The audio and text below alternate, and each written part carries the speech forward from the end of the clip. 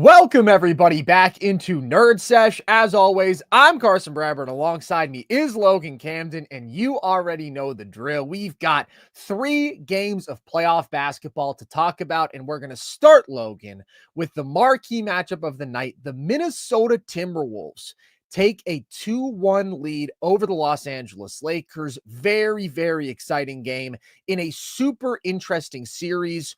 What did you think was the difference in this one? Anthony freaking Edwards. Okay. Ant fired me up just because anytime my beautiful baby boy Anthony Edwards can have an awesome game like this, I get fired up. I thought he did a really good job dealing with the ball pressure that the Lakers threw at him and playmaking out of it. I thought the Timberwolves top duo, I thought him and Randall did a really good job playmaking tonight, just making good decisions when dealing with pressure like that. I'm not going to lie, Ant really scared me with that last double team when he chose to bring the ball back down instead of just kicking it back to DiVincenzo. But Ant played a really good game. Jaden McDaniels stepped up to the plate and pulled his weight in a really big way. They needed some offensive firepower, and he delivered. Honestly, though, Carson, the thing that surprised me most about this game was the fact that the Lakers were so close to stealing this one with such an off night from Luka Doncic. I want to give a lot of credit to LeBron James for feeling the gravity of the game. I think coming into this one, he knew that Luka wasn't feeling well, knew that he was going to have to kick it into a higher gear, and anytime LeBron can at this age is still so magical. He hits those 3 big threes in a row in the fourth quarter to keep this one interesting and close. I thought the Minnesota defense was a little bit better tonight. But I was just surprised this game was so close, man. When you get a Luka Doncic game like this, I expected it to be a Minnesota blowout, but Minnesota just does barely enough. But I thought it was a good bounce-back game from the offense. I thought the Lakers' defense was kind of ass tonight. I was disappointed with a lot of what we got out of them. A lot of the double teams on Anthony Edwards, I get that you got to send Ant doubles, but I thought, again, he was playmaking really well off of them. I thought the rotations off of the doubles were really, really poor. I think that when you're sending those doubles at Ant, you just have to be that much crisper on the back end. And I thought some of their closeouts were bad tonight. So, I thought the Lakers played a little bit below their standard, and the Timberwolves had a good bounce-back game. I'm happy with what we got out of Minnesota offensively more than anything else, especially with Ant and Julius Randle and McDaniels. I can't sing McDaniels' praises enough, man. He had a phenomenal game. Jaden McDaniels really was fantastic in this one, and we talked about the switch that he flipped midway through this season, really had a better back half of the year offensively. But in this series, dude, in both of the Timberwolves wins, he has been massive. And if I'm the Lakers, man, I'm not closing out as hard on this dude with these catch and shoot opportunities because he is killing you as a closeout attacker. He is killing you as a driver. He looks so comfortable handling and finishing in the lane and hitting those little touch shots and short jumpers, short pull-ups. Like, make the dude make a bunch of threes because he hasn't looked as comfortable doing that. He only goes 1 of 5 from deep in this one. But man, was he good inside the arc. Huge performance from him. And I just thought, this was a really nice collective performance from the Timberwolves offense, and it does all start with Anthony Edwards and Julius Randle, who I thought were both really, really good as playmakers in this one, first and foremost. Now, they both get theirs as a scorer, and they're both reasonably efficient as scorers, but last game we talked about Ant not being the playmaker that he was in game 1, forcing the issue more as a scorer against the defense that is really loaded up on him and built to make him a playmaker, built to make life harder on him as a scorer. But he was consistently creating drive and kick chances. Julius Randle was consistently getting good position in the post against players he has a physical advantage against, which is a whole lot of dudes, man, with his size and strength. And he's making the kick out passes. And it wasn't just that. They also took great care of the basketball, which is massive in this game because the Lakers stand in stark contrast, where I thought a big part of the reason they lost this one was that they were just so careless and sloppy with the basketball.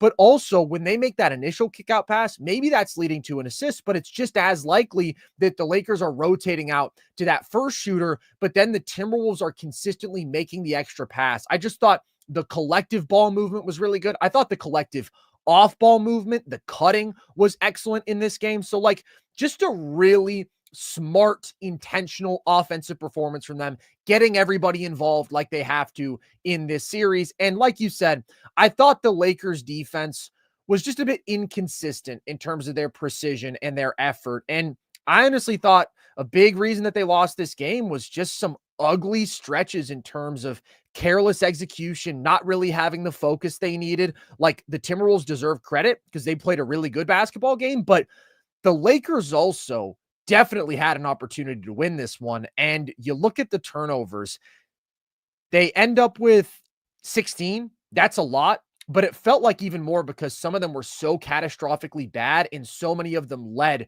directly to Timberwolves layups, often in transition. But I look at that third quarter especially, and there's just a number of sequences where either the focus isn't there defensively, like Jackson Hayes just did not have the effort and intensity they needed in this game, and obviously he doesn't end up playing much accordingly, but he just does not close out on Mike Conley, who gets a wide open three off the Lakers setting a double at Ant. And then you have a sequence where LeBron misses a transition layup, Ant gets a transition layup on the other end. The Lakers are letting up offensive rebounds. They have a bad turnover under their own basket that's stolen by Ant. That leads to a Timberwolves bucket.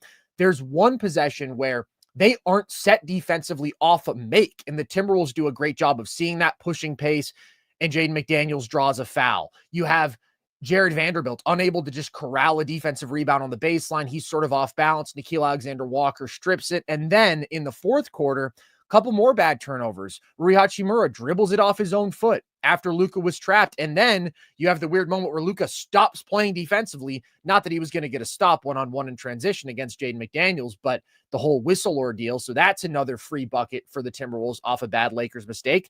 And then, as much as LeBron was insane as a shot maker and like he kept the Lakers afloat and in this game, absolutely, there's the weird turnover where he just drops the ball trying to get shot ready. And that's another transition layup going the other way. So I thought that was a huge area in which they cost themselves this game because the shooting was there. And LeBron's performance was absolutely there. When LeBron plays like this, if you're the Lakers, you should win 90% of those games. And it was a combination of the Timberwolves executing well offensively, the Lakers not being as sharp defensively as they were in game two, and then just a lot of carelessness with the basketball, I thought, that cost them this one. But obviously, Luka's a big part of the problem for LA in this one, and he's sick, so you have to acknowledge that. But just not nearly good enough. And I definitely thought was affected by the sickness, but not very effective in this basketball game. Like, really not getting to the rim, really wasn't able to get by the bigger players he was targeting off switches. I thought he had a little more success going at some of the smaller guys earlier in the game, but even then he was mostly just using his size to shoot over them. Like, he just wasn't really able to create any easy chances in this game. And then he also, too many turnovers, 5 giveaways in this game for him. So obviously important context that he was sick, but it's going to be really hard for the Lakers to win basketball games when Luka plays like this. Yeah, and especially that, I mean, he wasn't impactful defensively either. No. That's like a consistent thing with Luka, but like I thought it was extra worse tonight against Minnesota, him dealing with these ailments. And he's getting targeted so much. Yeah, exactly.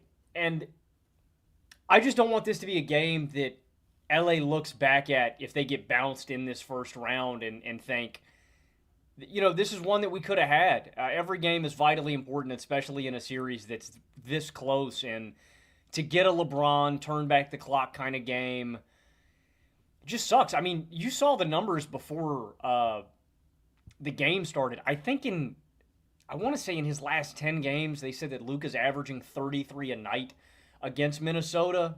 Mm-hmm. And so it's like, if Luka bounces back from this, I think the Lakers can still win this series, obviously, but it just sucks to let this one slip through your hands. Again, it's like the Nuggets loss the other night when Jokic doesn't, perform up to his standard, and it's like, damn, our star lets us down in this game, and that's what keeps us back. Again, I'll cut Luka some slack here because he's sick, but every game is important in the playoffs. Every game is important in a series, and it just felt like the Lakers were. I'm not going to lie to you, Carson. I was waiting on Minnesota to blow it. Like, all the bad moments of offense that we've seen from Minnesota throughout this season, the fact that they let LA linger so long in this series, and Dude, I know that Ant and Randall had good playmaking games in this one. They were scaring me with nearly every, like Randall jumping up and doing these jump passes like midair. He was scaring me sometimes.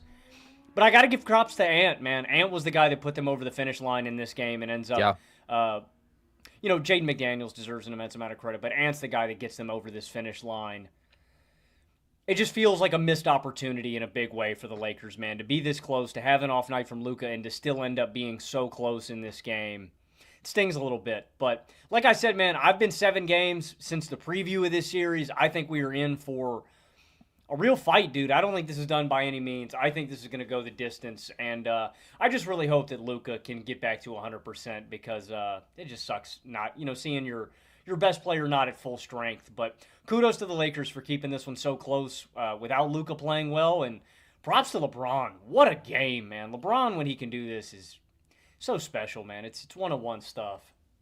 And it's crazy because, like, you're still not seeing aggressive downhill LeBron. Like, when he's getting to the rim, it's in transition. He is just relying on that shot making, and he's just gotten so damn good at it. But he was good on the glass in this one, too. I thought all of the Lakers had their lapses defensively in this one, but I thought he was one of the more impactful defensive players, making some plays at the rim. So it's big for LA to get a game where LeBron is at that level, just because in the first 2, both of them, you felt like he's very much in that sort of feeling things out, going at the bigs a bit more than I would have liked to see off of switches, where again, he's settling for a lot of those jumpers that aren't the easiest looks. He was excellent in this game, but the two-way execution wasn't there for LA. And you got to give Minnesota a lot of credit, man, because if there was one area in which I was clearly more confident in the Lakers in this matchup coming into it, it was that crunch time offense. It was that ability to execute down the stretch. I'm going to say, give me Luka and LeBron and their ability to manipulate the defense and make great decisions and create great shots. And in this one, instead, it was Ant who took over.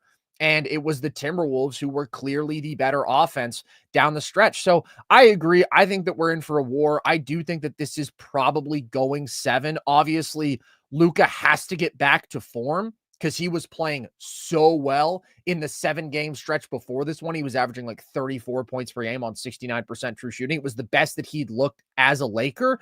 You expect him to get over this thing pretty quickly. I mean, sounds like it's a stomach bug, so probably not more than like a 48-hour kind of thing, but he obviously has to get back to his level. I did think outside of the turnovers, so many of which were just like weird and stupid, I liked the Lakers' offensive approach a bit more.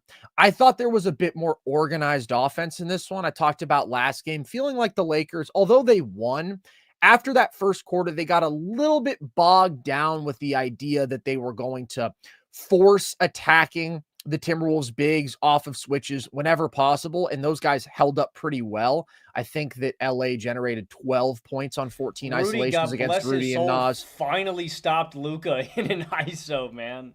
Well, I mean, he stopped him a couple times last game too. This was a memorable one I because it know, led but to a he had transition to layup. steal the turnover into the bucket. Yeah, it like, was a it's big like, moment. It's just nice to finally see Rudy win one in that battle. Yeah, but I thought that he held up pretty well last game, and like I thought that the Lakers were too attached to the idea of going at him and Nas both over and over again. You don't have that in this game. Obviously, they're still targeting switches, but I thought that there was more variety. I thought you saw a couple nice flex actions where they're freeing up shooters off ball. I thought that was big to Austin Reeves having a better game because I didn't think Austin was that good as an on-ball creator in this one. He's got some turnovers. He's struggling inside the arc, but he makes 5 threes, a number of those coming off ball. You got a couple more handoffs in this one. I liked that. It felt like a more balanced offensive approach from the Lakers. And then if Luka plays up to his level, I think they definitely could have played well enough offensively to win this one. And also if they just took better care of the basketball. And this is the thing with the Lakers, like, they just struggle sometimes to put together complete basketball games. Like, you feel like you see the ceiling in all of these different aspects, what they can do defensively at their best when they're connected and they're dialed in on their rotations and they're helping aggressively and clogging things up. And you see obviously what they can be offensively when the big 3 is clicking and they're knocking down shots from the perimeter. But then sometimes it's just like there's a component or two missing from the equation, and they don't really have a ton of margin because, like, The Timberwolves in this matchup have some things that are more bankable night after night. Like they are always going to have their physical and athletic advantages. They are basically always going to have that advantage on the glass. They are going to have certainly the higher defensive floor. So when the Lakers are kind of out of whack in any phase, they're very susceptible to a loss. Now we can also see the Timberwolves out of whack offensively like we did in game 2. And part of that is the Lakers just being at their best defensively, but it's a good performance for Minnesota. I think if you get the best version of the Lakers offensively, like you probably still trust them to grind out enough of these games, but I don't know, man. I don't know. They got to win 3 out of 5 now. That's going to be hard. It is going to be hard. Minnesota's not a pushover by any means, and Anthony Edwards is... God, man, I want to stamp him as something like greater than... I want to just... God, let's be honest. I know what you want to say about him. I can't wait till Ant's the best player. I'm going to be insufferable, bro. I'm going to be absolutely insufferable once Ant's... Get ready to learn Wemby, my friend. Let me ask you this. Please. What did you think of the Lakers' defensive approach to Ant in this game, and how would you defend him moving? Like, there's not a good answer, but what's the best strategy? Dude, I mean, I don't think that we're going to see any big changes, right? I think they're pretty consistent with sending aggressive help, loading up on him, and it's going to be a question of how good is he as a playmaker, how good are the shooters, and how good are just the collective offensive pieces around him. And like, it's been a couple of very different stories. Game 1, they were good. Game 2, they were not good really in any of those areas. Game 3, they were really good in all those areas, but I'm not expecting them to see a big change. I don't think that they can challenge him to beat them as a scorer. Like, I think we've seen a number of possessions where they do play him more one-on-one. And outside of like Vando had really one good stand, like he's getting to the rim. And there were a couple that he should have finished that he didn't even in this game. I was just going to say, dude, I mean, there are even instances in this game where they're throwing doubles at him and he's still being able to blow by them and get to the rim. Exactly. Yeah, but I think that that's the right approach. Continue to test him as a passer, and if he beats you that way and the Timberwolves beat you that way, you just kind of have to live with that.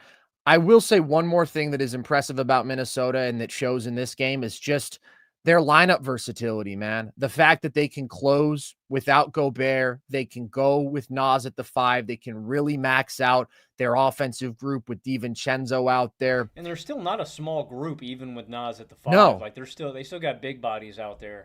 But it's just crazy because like that lineup has been so extremely effective. Their starting 5 has been effective. Basically any lineup with Nickeil Alexander-Walker in it has been really good this year. It's just crazy when the first 3 dudes off your bench are an offensive weapon like Naz Reid, who can play at the 4 or the 5, a shooting weapon like DiVincenzo, who's going to compete defensively as well and made some plays on that end in this one, and then Nickeil Alexander-Walker, who's one of the best perimeter defenders on the planet and has also had a really good shooting season and is a really good athlete. The Lakers just don't have that, obviously. I mean, they have decent role players, but they have one playable big who really hasn't been all that playable in this series, who hasn't been good. So that is an advantage, Minnesota. I'm very excited to see where this series heads from here. I think it's going to come down to a couple key things, right? How engaged are the Lakers defensively? Do they play up to their offensive potential? And then is Ant continually very good as a decision maker and playmaker? And how well do the Timberwolves shoot the ball? Not that they had a special shooting performance in this one. They had a totally normal, solid shooting performance, but they created a lot of really good shots and they were able to certainly make enough of them to come away with the win. Let's take a quick break, Logan, for some words from DraftKings. And then on the other side, we will talk about the other 2 playoff games that we saw today in the Eastern Conference. The NBA 82-game grind is done, and now the real fun begins. The NBA playoffs are here, and it's time for all the high-stakes drama, clutch moments, and jaw-dropping plays. I can't wait. If you're looking to make the playoffs even more exciting, DraftKings Sportsbook has you covered as an official sports betting partner of the NBA. From the play-in games all the way through to the finals, now's the time to back your favorite players and teams as they chase glory. All season long, DraftKings has been the go-to spot for NBA player props, and that doesn't stop now. Want to make your playoff experience even more intense? Try placing a bet on your favorite player's performance. Will they drop 30 points, 40, or more, it's your call. Ready to place your first bet? Download the DraftKings Sportsbook app now, lock in your bets, and let's make this playoff run unforgettable. Here's something special for first timers. New DraftKings customers bet $5 to get $200 in bonus bets instantly. Make it a playoff run to remember with DraftKings. Download the DraftKings Sportsbook app and use code NERDS. That's code NERDS for new customers to get $200 in bonus bets when you bet just $5. Only on DraftKings. The crown is yours. I realized that I said when we were talking about this game, the Lakers got to win 3 out of 5. Obviously, now they have to win 3 out of 4. And that's where I think you're exactly right, Logan. They're going to be kicking themselves over this one, that they didn't have Luka right, that they were so careless with the basketball. Like, you always wish that you could be at your best in every playoff game, and that really was not the case for the Lakers in this one. Let's talk about a team that got back on their horse, Logan. They got to win. The Orlando Magic get a win against the Boston Celtics. They are now trailing 2-1 in the series, but they did it in spite of the fact that Jayson Tatum returned to action. What did you take away from Orlando getting on the board in this series? Night and day, and this is just one of those monkeys you got to get off your back, man. Orlando, I'm proud of them, man. First, I'm so thoroughly impressed with Paolo Banchero and Franz Wagner for both of these young wings to be dealing with such a tough defensive matchup in this series. And it's not super efficient. It's not going to be super efficient, but I think to just produce this raw volume is super impressive against Boston. Paolo in this series is giving you 33, 9, and 4 on 47, 47, 68 splits, 55% true shooting, and we've maligned Franz a lot for his struggles shooting the ball. He goes 3 of 13 from deep in this game. He's at 19% from deep in this series, but he's giving you 27, 5, and 6. I mean, from your two young star wings, you're getting 60 points per game. And I'll tell you what, in a grimy series like this, that's a lot. Like, if we could get some more from the supporting cast, Orlando's in this series. So, I mean, the Magic are averaging, 94 points per game? 2/3 of your offense, basically, just scoring, is coming from these two wings. And obviously, they're creating most of the chances for other players, too. Exactly. And it's such a horrendous shooting and spacing situation, and so that makes what they're doing even more impressive to me. But I do want to give some credit to the supporting cast as well in this game. I thought Wendell Carter Jr. did a really good job on the glass in this game. Also has 8 points in the third quarter. Honestly, bro, if you can hit 8 points as a supporting player for the Orlando Magic, you are doing your job. Like, that to me is the You're threshold. getting the banner. No, hang the banner. Just give me 8. John Isaac doesn't do a ton offensively, but is plus 10 in his minutes, and I thought was excellent defensively in this game. Anthony Black is providing you some vital defense and a little bit of scoring punch. And that, to me, is the other component of this game, is Orlando just played so much better defensively. This was the number 2 defensive rated team in the NBA this season. They were playing super physical, forcing turnovers, 19. But the biggest difference to me in this game was 2 things. One, the stretch in the third quarter that we got from Orlando defensively. They held Boston to 11 points. They held them to 3 of 16 from the field and forced 5 turnovers in that quarter. It's the fewest points that Boston has scored in a quarter this season. And in a stretch from the third quarter to the fourth quarter, they missed 10 straight threes. The biggest difference, though, is how they were able to run Boston off of the line. Orlando was number 1 in opponents' three-pointers attempted per game in the regular season. Boston, historic volume three-point shooting team. They were number 1 in three-pointers attempted per game in the regular season. Their average per game this year was 48 three-pointers per game attempted. That's the most in NBA history. In Game 3, they attempt 27. Like, that points to such a concerted effort from this Orlando defense to limit their attempts from behind the arc, to run them off the line, and to make them as difficult as possible. Like, they attempted 21 less than their average during a regular season game. That's a huge advantage for Orlando. Like, that is one of Boston's offensive superpowers, the fact that they can shoot so many threes and outshoot you from behind the arc. For Orlando to shrink that margin in such a big way was huge for them. And then I thought it was big, all the extra opportunities that Mm-hmm. they created. They won the offensive rebounding battle 15-8 in this game. I thought that was huge. And honestly, Carson, I'm really, really disappointed in Jaylen Brown. And I'm disappointed in Kristaps Porzingis. I think this has been a horrendous Porzingis series. Yeah. And I want to clarify on that. This isn't a horrendous Brown game, but I want to see Brown take way more advantage of some of the mismatches that he could exploit in this series. I think minutes with Cole Anthony, if you can get that switch, you can bully it. I think minutes with Anthony Black, with Corey Joseph, with Gary Harris. Anytime those guys are on the court, I want to see JB attack. But I'm more disappointed with Porzingis. In this series, Porzingis is giving you 11.7 rebounds and 1 assist on 28% from the field. He's 0 for from deep, 0 of 10 from behind the arc, and he's 39% true shooting. Like, to me, Porzingis was the secret weapon for the Celtics in this playoff run. He has been the secret weapon. I've called him the hired gun. You send Porzingis in as the mercenary, and he has been anything but that. I mean, he has been bad in this series. The only thing I could give him is maybe defensively, and that's just for standing and being tall. Like, yeah, until he's getting targeted on the last two key possessions of the game, and Franz cooks him on back-to-back switches. Just rolls by him. Like, I have been thoroughly disappointed in Kristaps Porzingis in this series, and he is completely under-delivering for Boston in this series. Thank God they're so talented, man. I mean, to be up 2-1 in this series when Jayson Tatum doesn't play in a game and when Porzingis is doing this for you, I think it's really impressive for Boston. So, kudos to Orlando. I'm glad they got a game in this one. They scrapped like hell to do it. Yeah. To win a 2-point game. But in the same breath, I think this has been I've been disappointed with Boston. I don't think they're playing anywhere close to the level that I know they can. No, definitely not in this one. I got to give Orlando credit, though. I didn't think they were going to get a game in this series, and I have just been so impressed by both Paolo and Franz, man. As you said, I mean, that's where you have to start and finish the conversation with this team.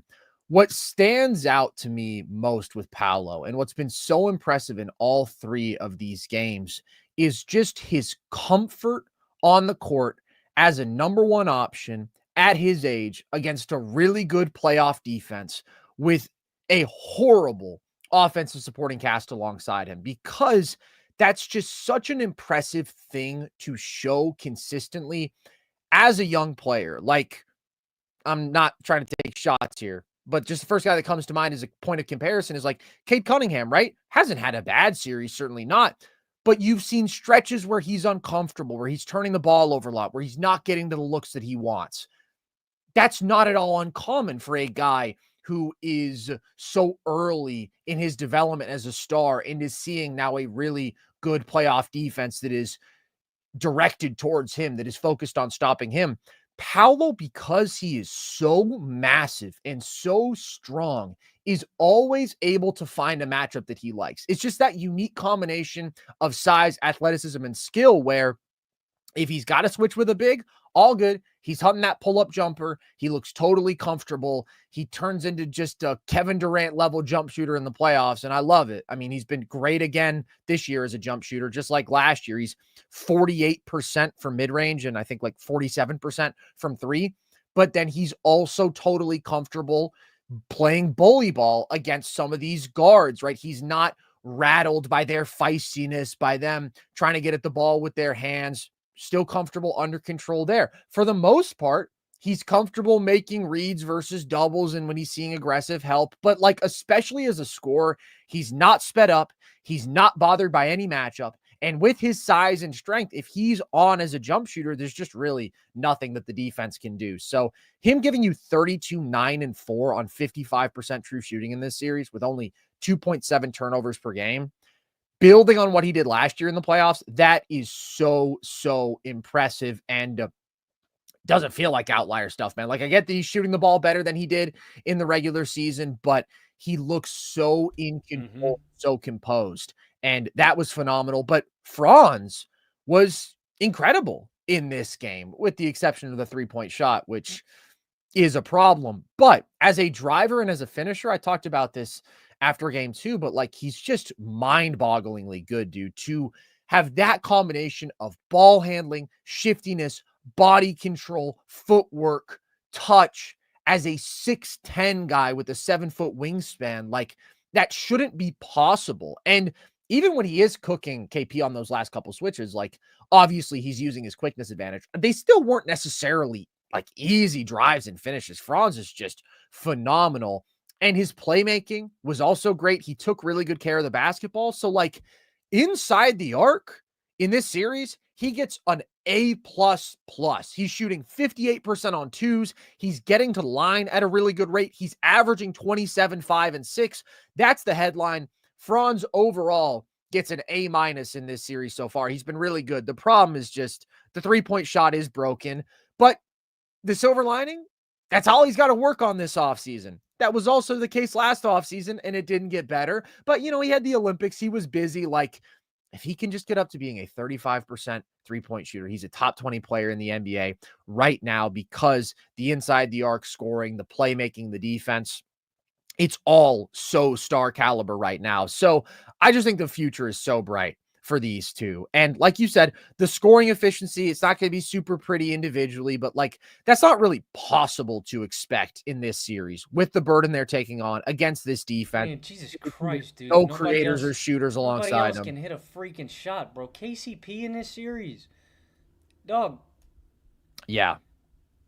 What is he, 0 for 9 in the last two games? KCP's 2 of 12 from deep in this series, man. He's giving you 3 points a game on 25% true shooting, bro. For $23 million? Mm-hmm. Somewhere north of $20 million. Yeah.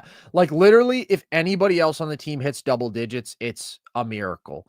So shout out Wendell Carter Jr., shout out Anthony Black, but the bar is in hell for the offensive contributions from the supporting cast. But this volume, not turning the ball over like Paolo and Franz are doing, it's crazy impressive. And like, it's just kind of freakish that one team has two dudes who are 6'10 and this skilled, man. Like, not 6'7, not 6'8. These are 6'10. These are dudes. Obviously, Paolo has like straight up big ass power forward size, and then that freakish wing skill and athleticism. Offensively, it's those two. I agree. I thought the defense was excellent in this one. They're challenging attempts at the rim. They're limiting the drive and kick game for Boston. They're containing the ball well, but they're also, as you said, challenging shooters. And I thought especially in the clutch, I mean, Paolo has a great defensive possession where he clamps up Jayson Tatum, forces him into a really tough turnaround that he misses. And then Gary Harris strips Peyton Pritchard on the final possession of the game. And talked about this last game, but Peyton Pritchard's just really not comfortable finishing inside against all of Orlando's size and length. And I think that that's true for a number of small guards. Like, they're just a really, really good all-around defense, and they were great on the glass. I thought that that was huge down the stretch. So to be able to take a game from Boston when you shoot 25% from three, that's an achievement, man, because your stars have to be great. Your defense has to be great. You have to be great on the glass, even though it's not a great shooting game from Boston themselves, obviously. Like, normally they are just so damn good that you have to shoot the lights out to beat them, especially in the playoffs. And that was not the case for Orlando. So really good stuff from them.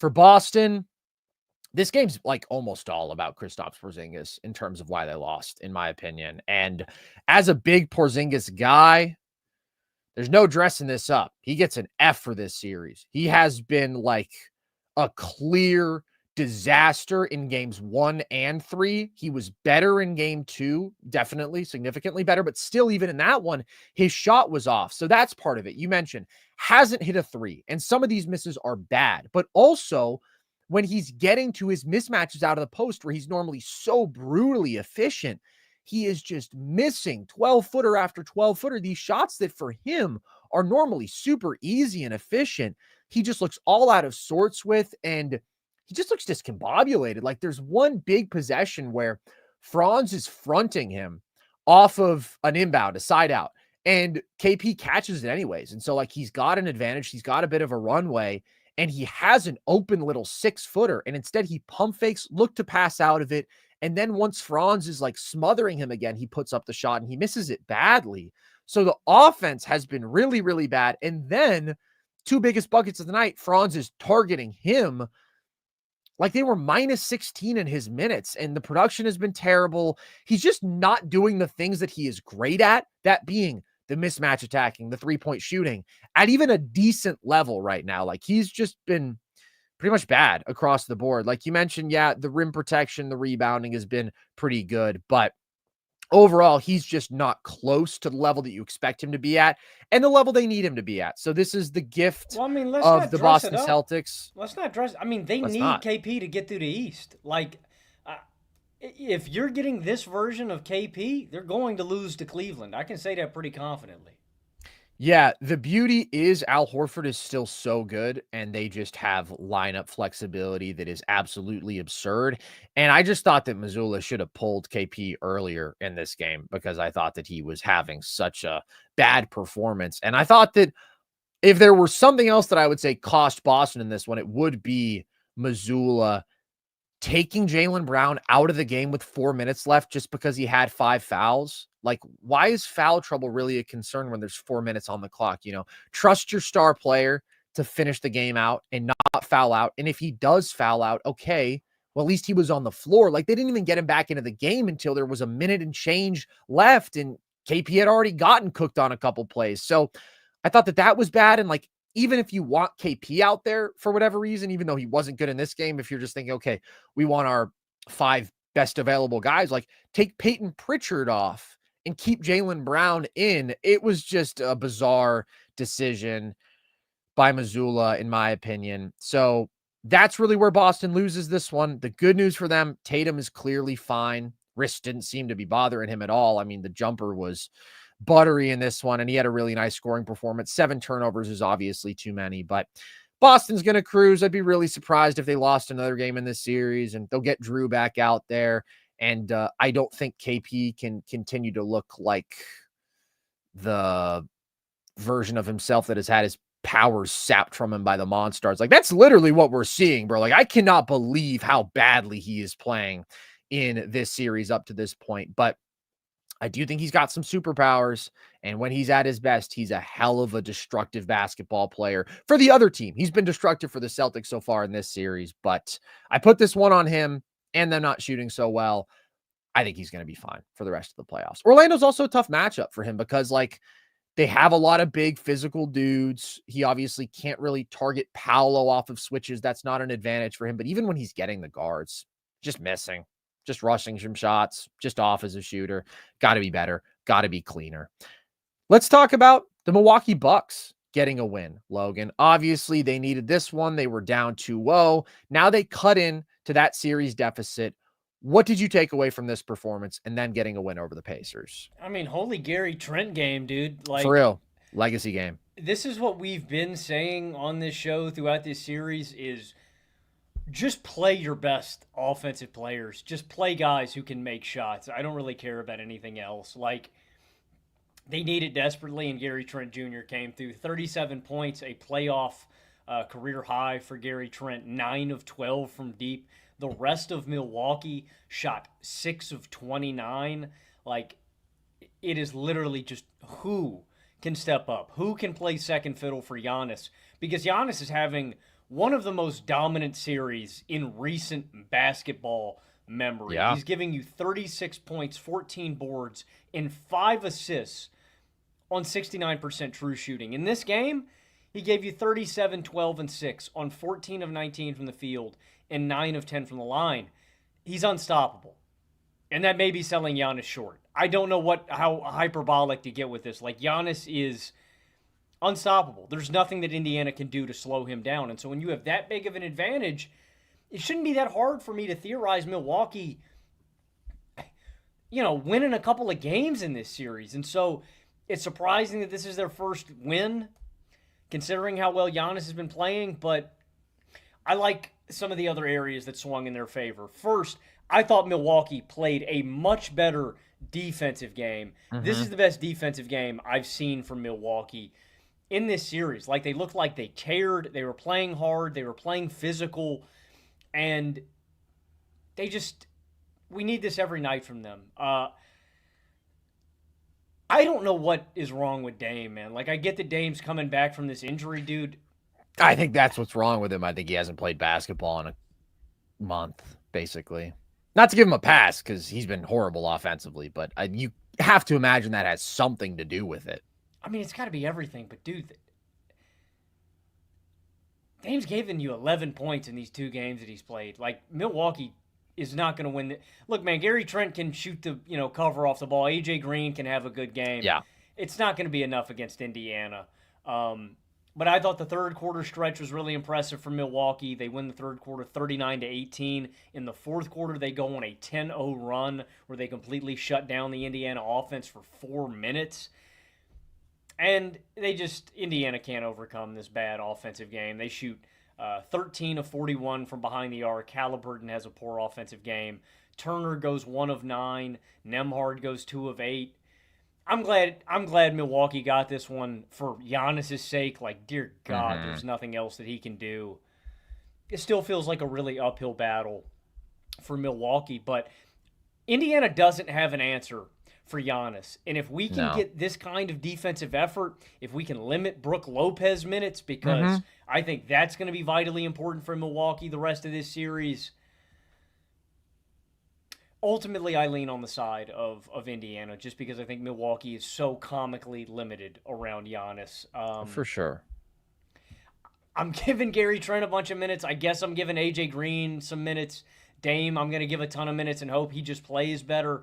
This is still an uphill battle for Milwaukee, but it starts with Giannis and it starts with the defensive effort that we got from Milwaukee tonight and just kind of praying that you shoot better. Yeah, I'm really happy that the Bucks got one. I don't think there's any question that Indiana is the better team, and I'd be pretty darn surprised if they didn't finish out this series. But phenomenal to see Milwaukee get a win for Giannis specifically. Also, we have a super chat from Zinkum 926 who says, just got back from the Bucks game. 3 words, Gary Trent Jr. Amen to that, dude. What a game it was from him. And I got to say, Logan, I'm going to give a little bit of credit to Doc Rivers. Now, is he a little bit slow with some of these adjustments? Absolutely. But did he eventually get there? Yes, he did. I like him starting Gary Trent Jr. over Taurean Prince and honestly just barely playing Taurean Prince. I think that AJ Green should be getting more minutes than him. That is obviously like what swung this game specifically, having Gary Trent Jr. out there for so many minutes. But I think that he should continue to start going forward. And I just think he's the better basketball player. Like Taurean Prince is a really efficient 3-point shooter by the numbers, but he's not the sort of weapon that Gary Trent is, where Gary Trent Jr. is just like willing to put up a significantly higher degree of difficulty shots and still be efficient on them. Like the 3-point volume that you're getting from him, the ability to do it off movement against contest. It's just on a different level. Gary Trent Jr. is one of the best shooters of basketball, has been for years. I also think with Gary Trent Jr., like there's some inconsistency defensively, but he has a level of quickness. He has a level of hands, ability to force turnovers that you don't get from Taurean Prince either. So I like that swap a lot. And then only plays Brook Lopez 15 minutes, only played him 16 minutes in game 2 as well. So he's seen the writing on the wall there, but you get 32 minutes of Bobby Portis. It's just so obvious who is the big that should be playing in this series. We've talked about it ad nauseum at this point, but if you need one number that should convince you, pick and rolls and isolations that the Pacers have run at Bobby Portis, including passes, have generated a combined 0.74 points per possession. That's a really, really bad number for the offense. That's excellent for the defense. When they run pick and rolls and isolations at Brook Lopez, the Pacers generate 1.24 points per possession. That is like stratospheric half-court offense. That's phenomenal. So that is a massive difference. It's because you can't play drop against a Hallie Miles Turner pick and pop attack. They're just going to get phenomenal looks, and Brook cannot switch. So Bobby's ability to get in there and switch and hang pretty well on the perimeter is a big difference maker. So like between those two decisions, I think you give Doc a solid thumbs up and pat on the back. It's nothing groundbreaking. It's pretty obvious, but he did it. And then I just thought progress is progress, bro. Amen, dude. Amen. And like you said, the whole team defensive effort was just really good in this one. I'm going to give a shout out to Damian Lillard on the defensive end. First time I've done that in a while, but Dude, like I thought this was big time blocks in this game too. And he blew up a handoff with a steal. Like it was one of the most engaged and active defensive performances I've ever seen from him. And I thought collectively the Bucks' help defense was really good and they had the right personnel on the floor. Part of this is, of course, Indiana shooting poorly. And I think it's hard for the Bucks to really keep the Pacers from getting to looks that they like. They definitely did a better job in this one. They did a better job of forcing turnovers. But at the end of the day, if Indiana plays up to their offensive potential, I just think that they're going to win this series. Nevertheless, Giannis deserved a win because he has been the best player in this postseason, and it's really not close. It's really not up for debate. I don't even know who else you could try to make an argument for. The guy is averaging 36, 14, and 5 on 69% true shooting. In this one, he's great on the offensive glass. He's unstoppable in transition, of course. And here's a couple crazy numbers. In this series, he is creating 1.44 points per pick and roll that he runs. That's an offensive rating of 144.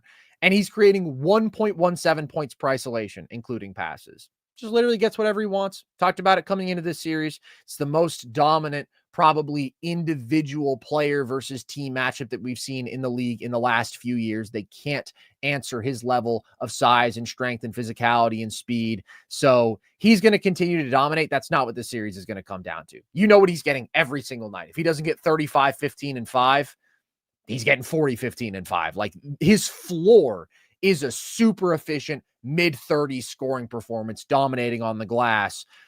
They obviously need a better version of Dame, who has not been himself at all on offense. And they need to defend at the level they did in the second half in this one. And then they need their supporting cast to make shots. They need specifically just their spot-up shooters to knock down threes. That's how Milwaukee gets back into this series. Yeah. I mean, that's how they make it close. I could see...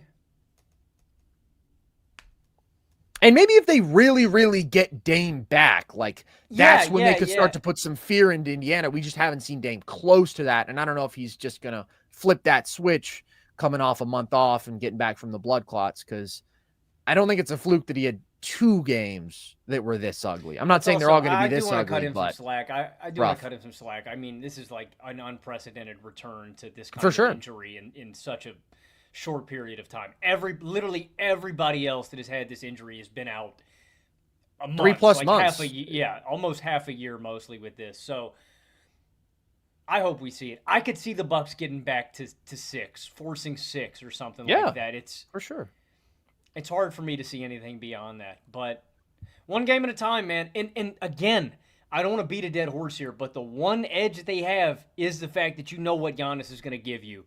When you can get that performance out of him every single night, it gives you a baseline that, you know, as long as the other guys can pull up and pull their weight a little bit, you've always got a chance in a game. You know what I mean? When Giannis can do that. I think you got to hope for some more off nights from Indiana's offensive players, because I think that's a component in it too. I do want to give credit to Milwaukee's defense for disrupting them, but I also just thought this was a collective bad night for everybody except Pascal Siakam, who so consistent. And Nesmith shot it really well. Nesmith did have a good game. Siakam's so damn good, man. And yes, I wonder. I think Siakam was my 31st guy in our top 30 player rankings. I really wonder. I think I'd have him over Ja. I think I'd have him over Fox. I would have Siakam in my top 30. I think that's a mistake I made. Just what you're getting out of him 2 ways. And that's what sucks, man. Siakam's been on my cusp for basically all of my lists. All NBA third team, he was my first axe. My 30 players list, he was my first axe. Yeah. All-star team, I think he was my first axe. It's like forever underrated, even by his big fan Logan Camden. It's sad. Siakam's the man, dude. He always shows up, and he's just so consistent now, man. I really love what we get out of Siakam on a nightly basis. Walking mismatch, monster in the full court, really good shot maker. He is the epitome of consistency, and he was great in this one. Like I said, I think the Pacers still missed some good shots in this game from beyond the arc. I will say this is one of those games from Hallie where it's just a little bit frustrating that he's not more assertive and more aggressive. I think to some extent you could still be overly reactive and say, oh, we need a bigger scoring performance, when in reality, I thought he created a ton of great shots for his teammates. Like, he has 10 assists. I imagined his potential assists were through the roof. And the reality is a lot of dudes around him just didn't make shots, right? Miles Turner couldn't hit a shot. They shot very poorly from beyond the arc by their standards. Still, though, every single drive he's looking to pass out. And like there's one where he has the angle for an open layup and he flips his body with nobody in mind to pass out to, seemingly, and just throws the ball to Giannis. And like that's a possession where it's just like, Hallie, go be a scorer. There's a couple possessions where I think he's got a good look from three, and instead he passes to a teammate when realistically, like, you're the best shooter on the team. If you've got a good look from three, I want you to take it. I love his selflessness. I love how he plays basketball. Sometimes I just want him to dial the aggression meter up a little bit, and this was one of those games. I had a conversation with a kid today at the gym, and we started talking about the NBA, and I asked him what he thought about Haliburton, and you're doing a little litmus test, were you? Yeah, no, honestly, it's a good gauge of what of a dude's ball knowledge.